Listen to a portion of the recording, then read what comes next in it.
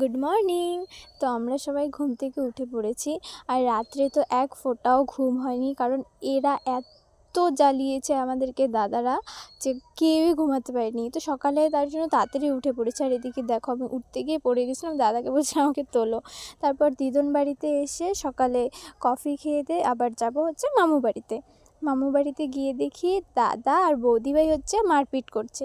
যেই আমি ক্যামেরাটা অন করলাম দেখি অমনি চুপ হয়ে গেলো। পরে আমি বলছিলাম এখন মারপিট করো, এখন কেন করছো না? আর এদিকে হচ্ছে সবাই ফোন দেখছে, আর আমি বলছিলাম সবাই মোবাইলে এডিক্টেড।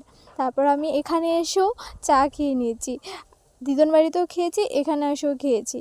তারপর আমি, দাদা, বৌদি ভাই, তারপরে আরও কয়েকজন ছিল, ওরা সবাই মিলে ঘুরতে এসেছিলাম। আর দাদা এদিকে গাড়ির তেল ভরছিল। আর এখানে হচ্ছে একটা মন্দির আছে, এটা ভেতরে না একটা মূর্তি ছিল, সেটা না দিন দিন বড় হচ্ছে। তো এটার ঘটনা